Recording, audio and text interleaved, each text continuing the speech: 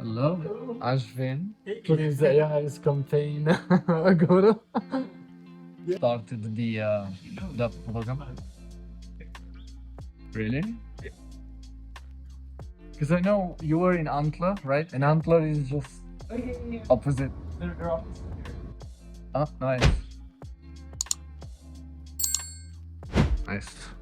Good space to work in. When I was working in Six Sense in Singapore and they were part of Entrepreneur First, we were in co-work. Oh, okay. Yeah. Ooh, we might disturb them. Yeah, so this is kind of like the Co-working. Uh-huh. Nice. So this is where you work with your team or you have like an office? this is over here. Yeah. Oh, okay.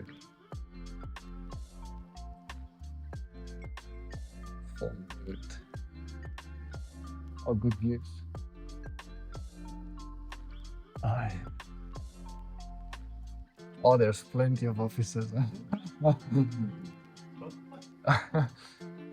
Plenty for people to join in.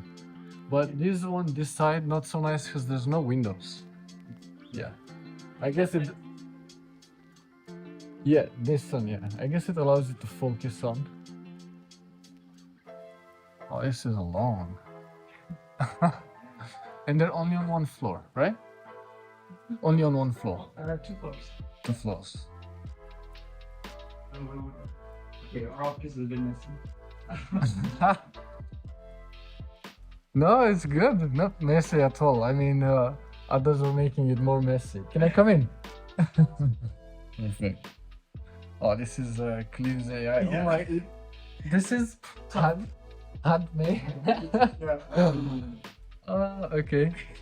Okay, that's fun. I can see where the budget is going. So, one of my co-founders went for a sculpting class, and then he didn't know what to draw, so he drew our logo. You draw a logo. Nice. And I see you're having like a sprint session, mobile app. Yeah. So we just started finished design on this. Nice. The building as well. We've got a bunch of other like note taking UX. Yeah, these are kind of like the features that we were looking at prioritizing. Yeah. So Very we're cool. so exploring a lot. This is kind of like our vision. Help everyone discover their best ideas and story, and the mission is make content a natural reflection of yourself. I think this is super cool. I love making genuine content. Just showing who people are. Yeah. Very cool. For Antler. It's kind of mixed, but Antler uses it quite a lot. Yeah. I think I should close this door, right? Yeah. Looks I should close it. Yeah. How much are you paying rent here if I ask for the office? 8.2 Per month. per month. Yeah. Okay. 800 ringgit per person. 800 ringgit. Oh, okay. Doable. Very doable. Here is the where you guys were here for what, 3 weeks? 12 weeks. 12 weeks. Yeah. And after the 12 weeks, you got investment from them and then moved on to build the company, right? Cleve.ai. Cool. Actually, I applied myself to Antler, but I was in the batch for Dubai. And at the last minute, I said to the managing director that maybe it's not a fit for me. I'm still exploring because I wanted to join with the team. But now I'm thinking maybe Malaysia. Maybe you can give me some tips. Yeah. Like whether it's worth it, like before and after. Yeah, I think generally I enjoyed the program. I think it was quite helpful for me. Okay. I was also transitioning out of I was building an agency before this. Okay. And then now I wanted to build something in tech. And I guess getting the right start to all this stuff and learning all the things that I needed to learn about product management, design, business model validation, all this kind of stuff is and just the way of thinking of building a SaaS company versus building an agency is totally different. Right. And I think Antler, that took 12 weeks of really just doubling down on that SaaS space and learning how tech works and all that kind of stuff. I think that was particularly helpful for me. So I can't say for everybody, but at least I found the experience really helpful. And then even post-investment, the the ongoing support and stuff is pretty helpful. Okay, very Yeah. cool.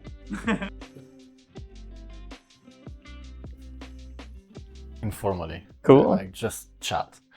Ideally should be like a podcast out down the line, but no, once I have the right setup, gear and development across Southeast Asia. So thank you. Can you tell me your name again and what you do with Cleve.ai? What's happening? Yeah, so Ashwin, I'm the co-founder and CEO of Cleve. And yeah, it's been about a year on this journey. We're basically building the workspace for people to build their personal brands. People who want to build their following on LinkedIn, X, Twitter, all at the same time. And it really stems from like a personal problem where I wanted to also like create content on all these different channels, but like it's just so much work. And I realized that if I really want to do it properly, I have to actually be full-time creating, right? But in reality, what I wanted was I want to be full-time doing things and then part-time creating and documenting that journey. But the doing things is like building software or going on adventures or like exploring life, Yes. not just creating, right? Yes. So I guess that's kind of like the goal with Cleve is can we enable anybody to kind of like focus on their main thing, whether it's their business or whether it's their adventures or their holidays, etc., while building a successful creative business using AI agents or using various AI tools as well on the side, all in one platform. When I saw you guys at the event AI Thinkers in KL, I think you shared some insights how you got your first users. Oh yeah. Can you go into that insight? Yeah, the first couple of users, I can't remember what I shared during AI Thinkers, but the first couple of users, like about a year ago, actually primarily came from like LinkedIn organic. Yeah. Okay. So we would be just posting about what we're doing. That actually drove like pretty much all of our current 20,000 users. It's really primarily LinkedIn organic, yeah. Although we had a significant growth spike as a result of this LinkedIn Unwrapped campaign that we did. Yeah, that's the one you shared. So right, that's the one, yeah. So that was in December last year. Yeah. Where we wanted to try and create the Spotify Wrapped for LinkedIn. And that went from 0 to 100,000 users in like 4 weeks. So that was quite fun, yeah. Was there any users who dropped afterwards? Oh yeah, I mean, I think it was kind of expected. It's a marketing campaign after all anyways. So we were only expecting like a 1% conversion off that. Or maybe even like if we're lucky, a 10% conversion to active users. So yeah, I think there were a couple, but like overall it was not bad. Yeah. Yeah, very good. I think you were sharing what was the main lesson when you build Cleve.ai. The way you guys built it was really fast. The same with the campaign, you did really fast. You didn't have much time. I think you said you had 2 or 3 weeks. It was 2 weeks, yeah. 2 weeks. And then you did the LinkedIn Unwrapped, which was similar to Spotify. And the way you build Cleve.ai, can you tell us a bit about that?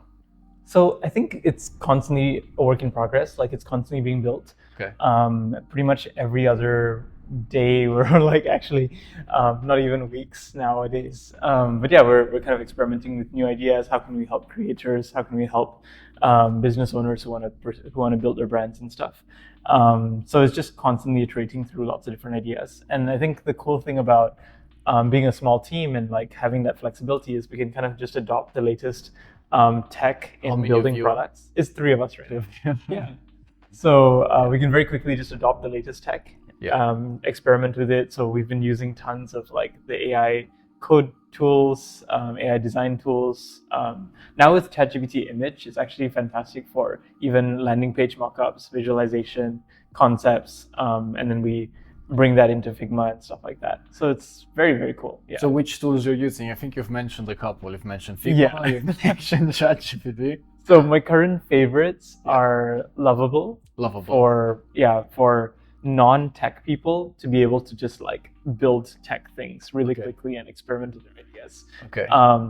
That has totally changed the way that we do product. Yeah, and then there's like, I mean, Vault as well. I think Vault is more similar to Lovable, but more specific to like when we're building mobile apps. They've got a great like Expo integration.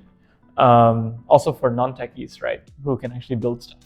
I know my CTO uses Cursor a lot. So he's like constantly on Cursor. I think most of our code is written with Cursor as of right now. And then we use ChatGPT and Claude a ton, of course, for pretty much everything. And then let's see what else. Yeah, I think those are the main ones. And then the non-AI stuff, I think we've got Figma, which we use for pretty much all, not just UI design, but also like creative and like marketing design. Graphics, right? And graphics, yeah. I don't know. I feel like not that many people notice that it's actually super good for this kind of stuff. And I feel like our iteration cycles in design are so much faster, even for marketing design, right? With Figma versus say Canva and stuff. Yeah. When you mean design for marketing, what does that involve? It's like landing pages or posters or ads, creatives, Fair. I can double down on that. I've been using Figma for the past couple of years. Right. I work with companies. That's the main thing I did. Design with the companies, so web apps and apps. And recently I'm using it even for myself, of course, before ChatGPT came to design graphics, thumbnails, pages. Right. So it works well. And there's also integrations. But in terms of the tech stack, you said a lot of the app is built with Claude, is built with ChatGPT, is built with Cursor. So there's a bunch of different tools that seem to be going on. How do you connect everything? Oh, to be fair, I think they connect fairly well. So like for Cursor, right? Cursor actually is running, you can actually even select the model. Okay. So Cursor doesn't really build, they actually do some LLM development as well, but the main thing that we use it for is actually just having Claude interact with our own code base and stuff like that. So Rashad is actually using Cursor, but using Claude a lot for most of the coding work, right? And I think, so that's kind of like quite directly integrated, And because like it's all about, if you give the model context, it's able to create things that align with the context provided. Mm-hmm. So regardless of model, like even if you're switching between ChatGPT and Cursor and all these different tools, you'll still be able to get reasonably good outcomes if you just provide the right context. I'll get back to this in a bit. This is very interesting because you're talking about some leveraging of tools and of things. So I want to go to Antler because I know you guys are backed up by Antler, correct? Can you tell a bit about how that journey was? Was that where you met your co-founders? Oh yeah. So I joined Antler with my co-founder. We both started an agency together before. Okay. So both of us joined together. Initially, we were the CTO. I don't know. CMO, Lizzie. Yeah. Okay, Lizzie. Yeah. So both myself and Lizzie, we joined the program, and then we were looking for a tech co-founder. There were some people that we worked with during the program, but we realized it wasn't really a fit as well. Right. And then how did you realize it was not a fit? Oh yeah, lots of drama. No, I'm joking. I think maybe there's a seed of truth in that. Generally, I think finding co-founders is really hard. Right. Like, because you need to find people who align with your vision, first of all. Yeah. Most importantly, and then also align with your work style, the way that you operate largely. Like any partner in life. Yeah, essentially, and especially values. I think values is not really that much of a problem. Like I think generally the people that we met during the Antler program were all pretty good on the value side. It was more of like the work styles, or sometimes it's like different. We have the same vision maybe, but different ways of approaching it, right? And maybe there are certain business ideas that some people are very interested in, but others may not be. So that's also kind of like where there would be some differences. And you just got to find the right person. So like I think after Antler, my main job was essentially looking for our third co-founder to develop the thing, right?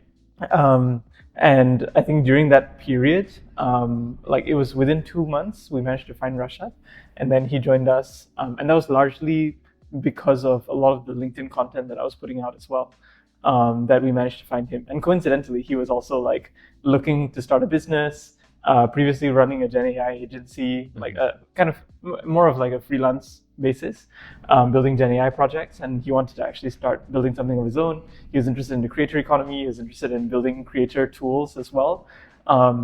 And yeah, it was like, wow, this is crazy. Yeah. So there's one thing I want to go into before I talk about more of the team is like working styles. Well, this goes into the team. So what are some of the working styles that you have found as lessons from Antler as the program, and from here that actually now matches with what's been going on? I think one big thing is like experimentative culture and like speed of iteration and stuff. I think there are. What's your speed of iteration? I think you said days, but Oh yeah. So like I think when you want to be working, you want to surround yourself with people who have similar kinds of mindsets around that, and nothing is right or wrong. Like to be fair, some people have very, very strong vision, and then they just execute the vision over 3 months, and then like they're able to build a sizable business out of that, right? But in our case, I think we're more of like, okay, let's try a bunch of things, and then like let's try to make every iteration cycle really, really quick, and then like capture the learnings, and then keep progressing those learnings to the next step and stuff like that. So I think, things like, for example, if we want to make a video, right, rather than taking, say, 3 weeks to properly shortlist and plan everything out, or maybe 3 months even, it's kind of like, okay, what can we do within 2 days, for example, or 1 day? Yeah. I think that's the general kind of like process, but then also that comes with like being okay with not perfect as well. And there are some people who like really care about all the edges and details and really want to make everything perfect before launching. Yeah. So you also want to find people who, I guess, share similar values around how you want to go about building the product or building the business generally. So where is Cleve.ai going right now? Like if you're iterating daily, did you guys have found the product market fit perfectly, or you're still figuring out as things develop what's happening? I think we're still figuring out for sure.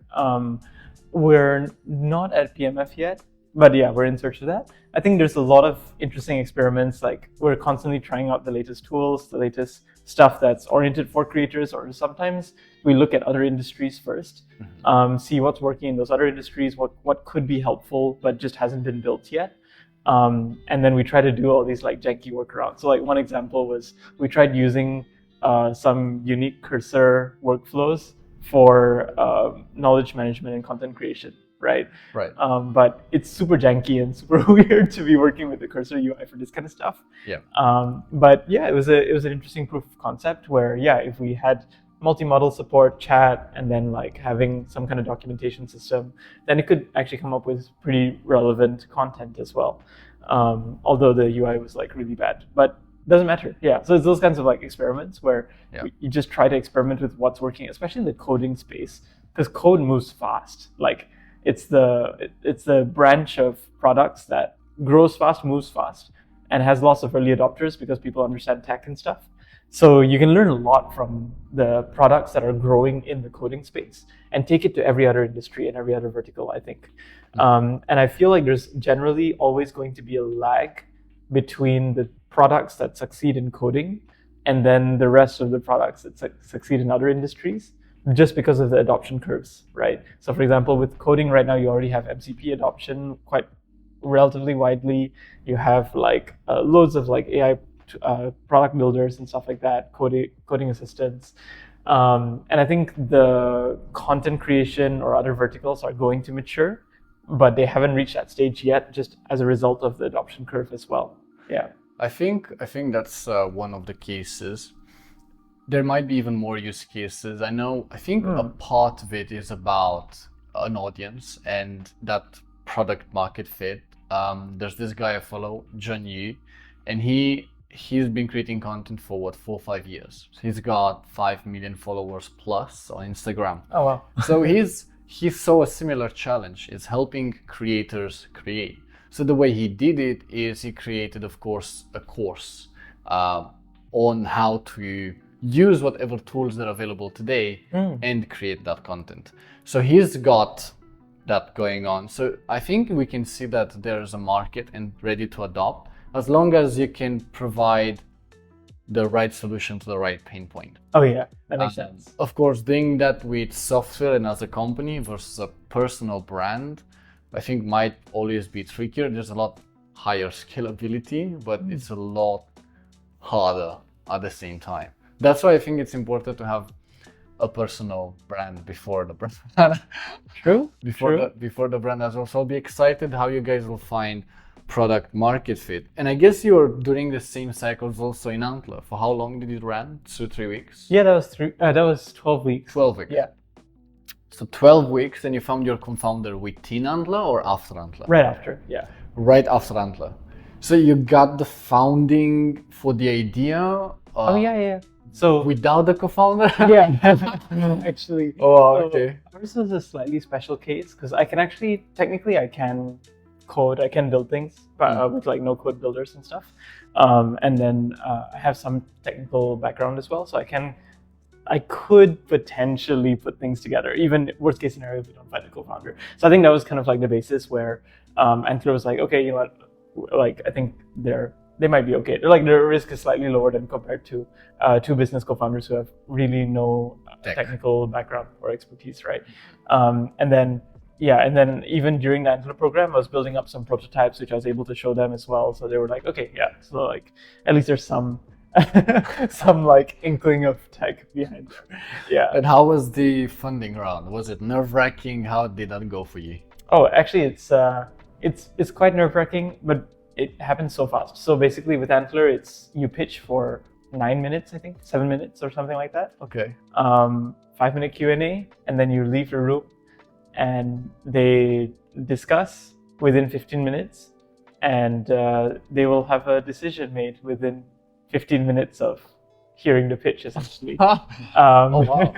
Yeah, and then the next team goes in, and then so like basically all of us who were pitching for the Antler funding at the time, yes, we would just go in one at a time, and then 15-minute decision, and then they deploy the funds. And, so how many of you were in the program?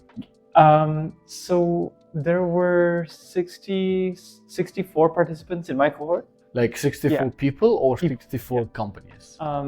That resulted in maybe 30-something companies. Okay. Yeah. And out of those, how many were funded? So it depends cohort by cohort. And actually, Antler's position is if they have a sizable amount of funds. So like if all the ideas are good, strong validation, strong traction, they will just fund everybody. But in our case, it was 7. Okay, I need to check the official numbers. I think it's 7 teams. Yeah, 7 or 6 teams. Yeah, 7 or 6. Yeah.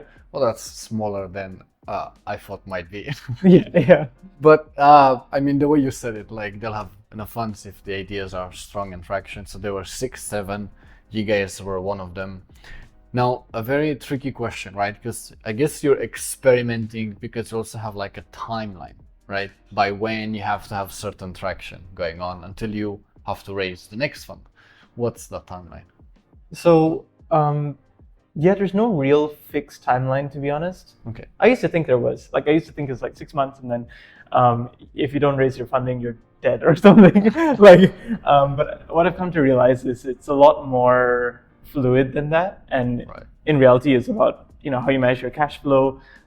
When you have early subscribers, are they subscribing on annual plans, for example, where about 60 to 70% of our users subscribe on the annual plan. So that gives us a lot more cash flow, essentially. So it can extend the runway, allows us to have more time to like keep iterating and keep building, right? So in our case right now, okay, I'm not sure how much I can disclose. I'll say like, I don't know, like a 12-month runway at least. Runway. Yeah. And how many users do you have now? 20,000? Yeah, we're at about 20,000 users. And what's the price for Cleve.ai? $20 a month. But sorry, $29 a month. Yeah. USD. Yeah, USD. And per year? So that would be $20 a month. So it's 240 USD. 240 USD. So you've got. Oh, but 20,000 users, not all are paying, obviously. Not all are paying. Okay. And yeah, so we do have quite a generous free tier as well. And our main goal right now has been to get adoption first. Yeah. Have a portion that are paying, of course, and have some features that are locked. But like, we haven't been aggressively trying to convert yet. Yeah. Okay, got it. So now you've got this traction, you've got this runway. What's next? What's the vision? I know the vision, we looked at it very briefly, but what's the vision within 1 year, by 1 year end? Yeah, so I think let's see. I think this year we definitely want to run. We definitely want to raise seed and stuff like that. But I think that kind of stuff aside, I think anything specific that I say, you never really know these things, like specific numbers and stuff. Yeah. But yeah, I mean, we can have these ambitious goals and stuff. But like ultimately, I think it's really building a product that this year is basically the year that we're really aiming for the PMF, and then like building like keeping it to iterate and building something that people really love. Yeah. And yeah, just organically is picking up traction as well. So I think that's kind of like just the core focus. Yeah. That's the main challenge you have this year. So what's the main thing that works well this year? Yeah, so it worked well so far for you guys. Yeah, so I think we've been exploring a bunch of different areas to help creators in. One was the content creation itself, so the writing space. Yeah, basically AI assistance along your writing process. Then there's also like the part on ideation. So we built up like these explore pages, which allows you to have essentially AI generated like thousands of ideas that are personalized to you. Yeah. And then also statistics. So analyzing all your past content, similar to LinkedIn Unwrapped, and giving you detailed reports on a month-to-month basis of like how your content is performing, what you can double down on, what's happening as well. So I think these are the 3 key focus areas, and we're still like, so far it seems like the content writing is actually the biggest pain point for people. So that's kind of like our main focus area as well. Content writing and managing it, right? Yeah. The database. So how are you guys managing all of that? Like people I know they were using Notion or they're using iNotes on the phone. I personally sometimes I just use my notes, quick idea, and then from the idea I tried to transition that into something that I can actually create. Yeah. So very similar. I think we designed Cleve as a note-taking app first. So rather than going down I think we had a lot of content generators before, where you just input your text and then prompt and generate, right? I think our design approach was like, since most people are familiar with like taking down notes, right, already, and the content ideas goes into their notes. So we wanted to essentially build a note system first, where you can just drop down content ideas on the go, stuff like that.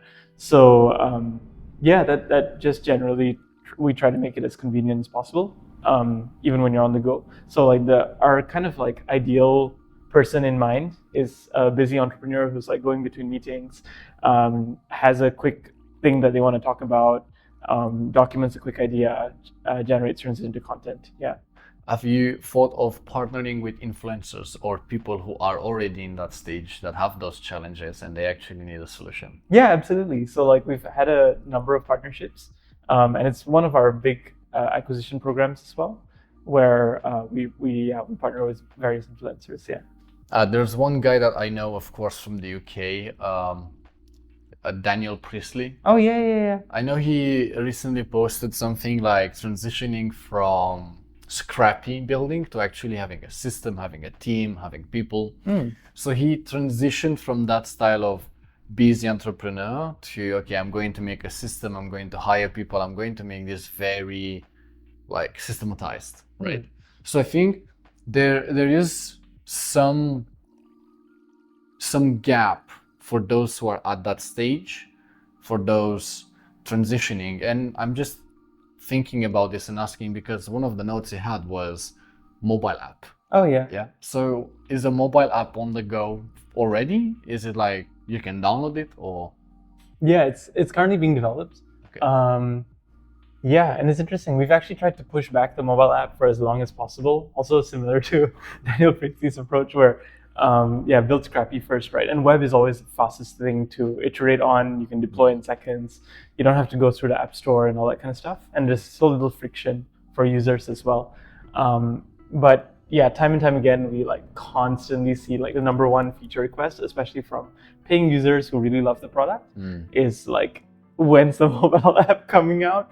So we've kind of come to a point where, okay, we definitely have to do this for the users, right? and I think that's kind of like, but I have no regrets in like delaying that because it allowed us to just test so many different things on the mobile web version, and then get more validation first. Yeah, but the app is more for like retention and making it easier for people as well. Reducing the friction between users. Yeah. So you said this was the number one feature. So out of those users, how many want it? Oh, you shoot a questionnaire? Did you shoot like a form, or how did you find out? Was it? So we generally don't do too many. Wait, we do. Okay, yeah. So we do some of the questionnaires via like our intercom chat and stuff. Yeah. But we rely a lot more on like some of our really target users. We just have one-to-one calls with them, really deeply understand them, chat with them a lot. I think that's kind of like, that's been our, I guess, more helpful in a lot of ways, because you just learn so much more when actually talking to users versus just asking them to fill out a survey and stuff. Yeah. That's fair. And do you record that? How do you you record it? So we record it, transcribe it, process it with LLMs as well. And so the whole thing. How do you even manage your personal life with all of this going on? Do you work all day, or do you have like a good balance? I think it's something I've been trying to figure out as well. Right now, it's generally quite unbalanced, but like I think I have more of like sprints of, not in the typical Scrum sprint, but like just generally fast-paced periods where I'm just like constantly doing stuff, and then there's like some rest, like a couple of days kind of thing, just go out and do something else, and then like or lower intensity work.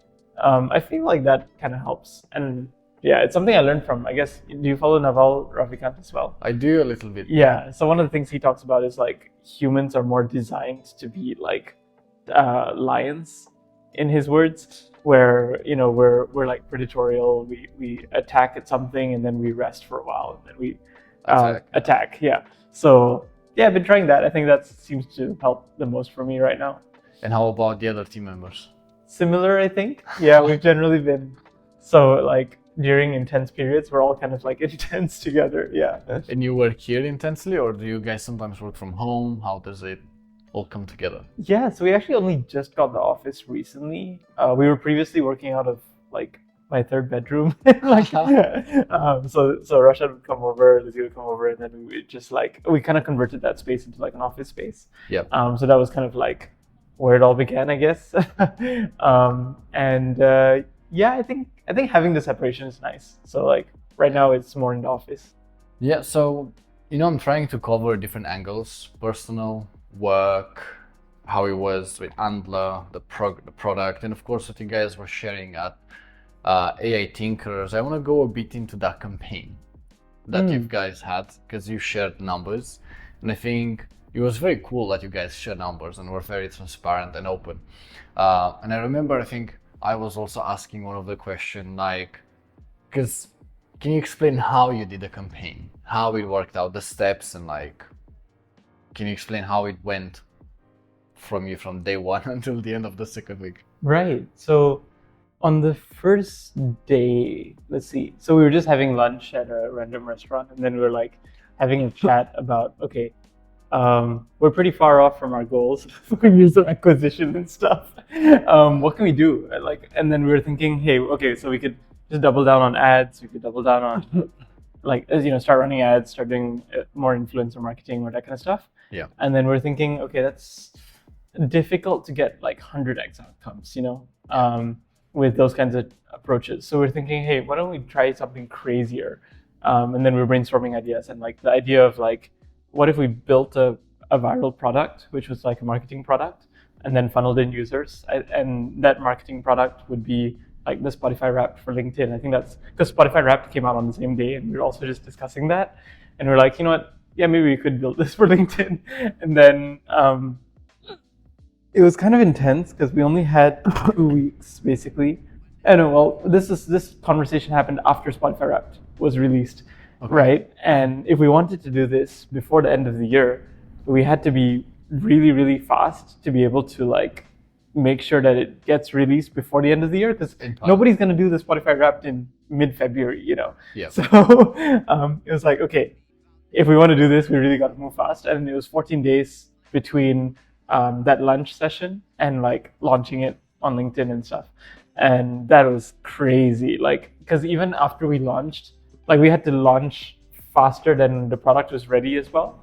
So the first couple of days was largely just like staying up all night, handling customer support for a bunch of issues with the UI, for example, because the thing about the LinkedIn Wrapped, we knew that LinkedIn only accepts carousels in PDF. Right. And we wanted to generate these carousels for people to post, right? So we had to generate PDF versions of these. And turning a web design, which is responsive, into PDF on all the different kinds of devices out there was really challenging.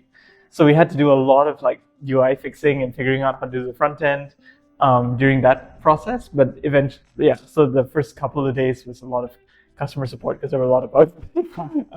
But yeah, like if we didn't launch when there were a lot of bugs. How did you turn now I'm curious, how did you turn the web responsive into the PDF? And then how did that work? You had to post it then yourselves on LinkedIn? Or like, did it get auto-generated for users and they posted it? Yeah, so it would get auto-generated. It would run on their front end, on their client's side actually. So it would render all the images. It would basically take images of all the web UIs for each of the screens was unwrapped, and then it would render a PDF from it. Yeah. And then they will share the PDF. Yeah. So that's the end graphic that they will share on the LinkedIn. Yeah, and that's why it looks like a carousel. Yeah, on LinkedIn. Yeah, so that was critical. Initially, we wanted like it would be so much easier if it was just like a carousel, as in scrolling down. Or no, like the side left side. Yeah. Side. How does it work? Because in LinkedIn you upload it as an image, right? Carousels. Oh no. So for all the carousels on LinkedIn are PDFs. Are they? Yeah, because if you upload it as images on LinkedIn specifically, okay. LinkedIn makes it like a collage kind of structure rather than a slideshow kind of structure. Like... yeah. Okay. So we had to figure out how to do the PDF instead, specifically for LinkedIn. Yeah. For LinkedIn. Very interesting. LinkedIn's the only platform that does that. Yeah, I'm like, wait, isn't it supposed to be a normal image? Yeah. Okay. But yeah, there was a lot of micro decisions about should we render in the client, should we render on server, and then like it was very interesting having to make those decisions in like split-second timings, and release a product as quickly as possible, even if it was buggy. Yeah. And how did you get all of the data points about people to do the LinkedIn Wrapped, and how much did it cost you? Yeah. So we used a third-party LinkedIn API tool, and then to get all the posts from the users, and then we did all the analysis in our backend. Analysis is like pretty cheap. The main cost was the third-party APIs, and then also the what's it called? Oh yeah, OpenAI like costs essentially, because we would not just present the information, the data, we would also process it and analyze what were their top memories that year, what were their top ideas that they shared on LinkedIn that year. So we did a lot of like AI processing over, I think it was about 6 million posts analyzed in total, yeah. And then like 100 and something thousand users, yeah. And so you've got the writing part, you've got the image part. So writing part, you have these LLMs, you coalesce everything together. You get a form of report, and then they just copy paste that with their LinkedIn Wrapped as a text. Oh no, so the pictures also had some writing inside it. Uh-huh. So that writing was also generated by the LLMs and then presented in a picture format. Yeah. And the graphics, the picture, everything was generated by your product, or did you guys have to like hack it a little bit and be like, oh no, we don't like it, like let's make our own graphics manually, or like how? Oh no. So you had a template for each person how it will look like, and then the data will just go in? Yes, that's right. So the template was standard. Yeah. Uh-huh. We needed to have a standard template so that it goes viral, so it's recognizable. Yeah. We could have generated images for it, but like that would have been too expensive. and it wouldn't add that much value. Yeah. So we found that it was much easier to just do the template. Actually, not easier. It was just more practical. Yeah. More practical. But honestly, like in total, right, our API cost was probably less than, I think, 4,000 ringgit for the entire campaign. For the entire campaign. Yeah, and that's like a lot of tokens. I mean, it was like a lot of LinkedIn wraps created, right? With there's one page which is just a personalized letter to you, and even including all those personalized letters, and we were using like GPT-4o. Surprisingly, at scale, the cost isn't that expensive. So in our heads, right, when we think about API and like OpenAI tokens and stuff, it feels very expensive. But in reality, like even at scale, the cost of processing so much data and literally 6 million posts worth of data is not that much. Yeah. Now that was a one-time stint though, right? Yeah. You've not done it since. Yeah. You've not redo it again. Why? If it worked. Oh yeah. I mean, I think these kinds of viral campaigns, it's really a hit or a miss a lot of times. I think one thing that we're trying to focus on now is like really just getting the product itself to be like really, I guess, extraordinary in its own sense, and such that it really is the thing that goes viral on its own, rather than an external viral product that is a free tool, which goes viral and then drives traffic. We're trying to now basically just focus all our efforts on making the product as good as possible, such that it's the thing that goes viral the next time. And yeah, with virality, you can try to engineer it, but you never know how much it's going to go and like how successful it's going to be and stuff like that. So that's kind of like where, we can only just do our best based on like principles around what makes things viral, and then just try our best to execute on it. So when was the LinkedIn unwrap you did? Was it this December, this past? Yeah, December. So 4 months ago. Yeah. But will you do one this December? Oh yeah, probably. Most likely. But I think we'll definitely be aiming to do much more than LinkedIn.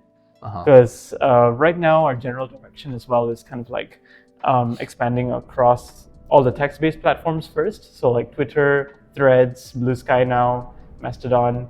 Yeah, and where the business communities lie largely, and then also Instagram, right? And then like I think that's where it's relatively easy to bring in lots of these data sources and like create these kinds of wrapped concepts. So yeah, we could quite like relatively easily just build that across all the different platforms. Yeah.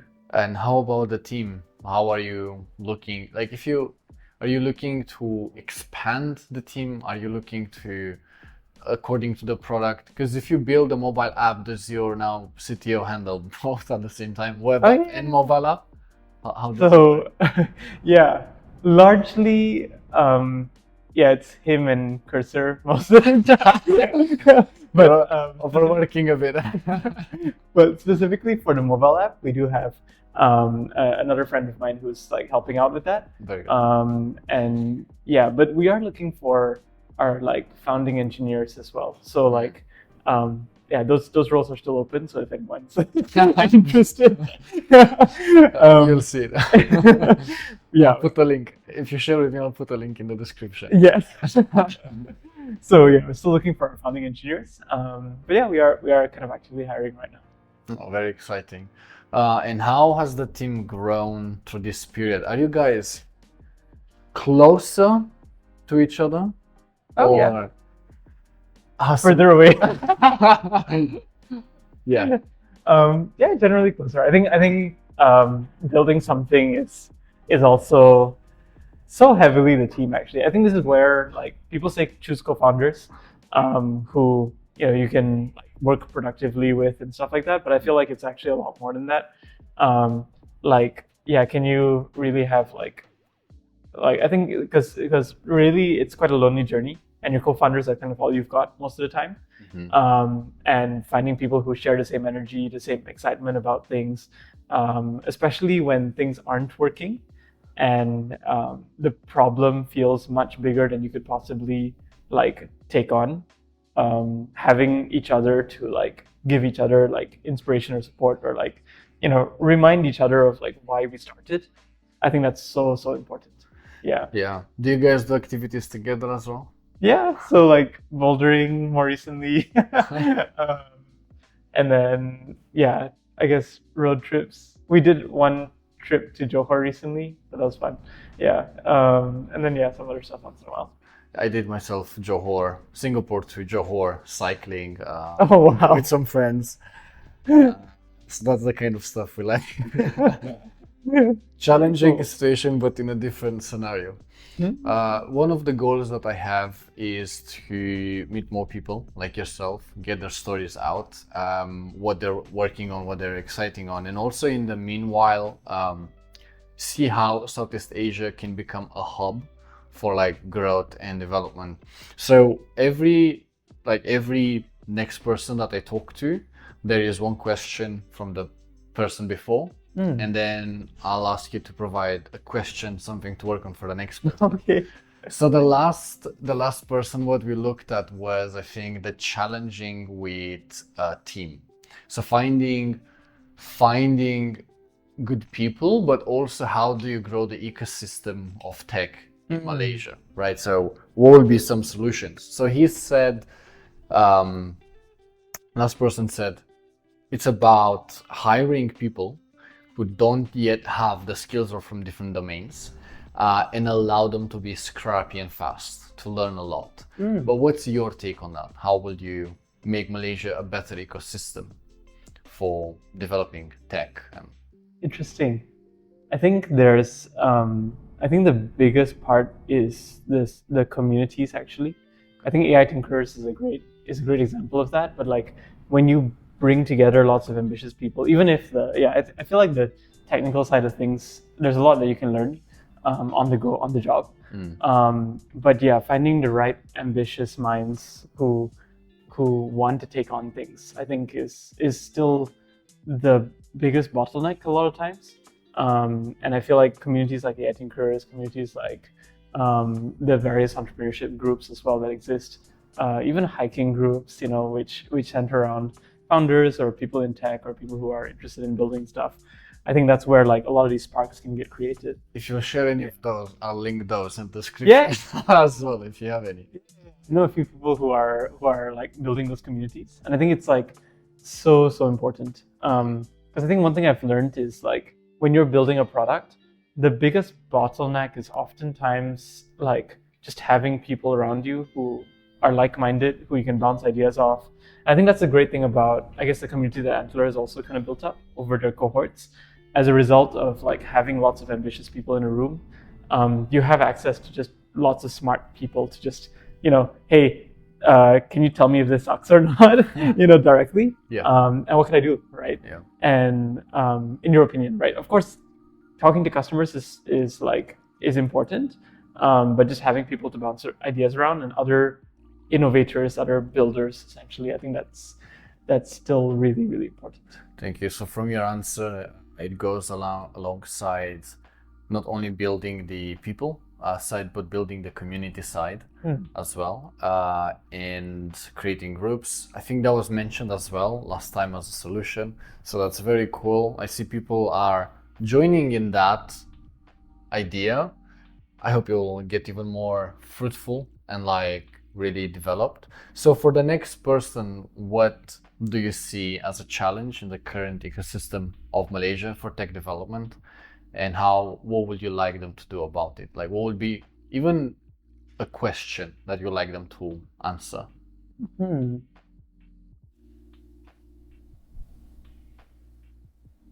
Product market fit. How do you find it for Malaysians really fast? Potentially, let's see. Whilst you think, this question just came to mind. How many users are Malaysian? Maybe 30% right now. 30%, okay. Yeah.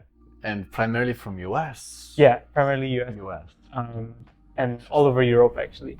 Yeah. Which that goes to show how do you drive adoption at home as well. Yeah. But also I think, maybe in terms of a question for the next person, let's see, how do you get more people who have these startup ideas, who want to build things, to come out and start, or even like on their side hustle, like as a side hustle, to start actually building these ideas and creating things. I think, just getting those sparks out. Because I feel like in Malaysia we have a lot of really, really strong, capable talent. But they're all, but many people are just like, they don't know that this avenue of like building things and building startups, how it works or where to go. And like, how do we kind of create that unlock essentially? Yeah. That's a very good question, very interesting question. I think I had actually an answer in my mind.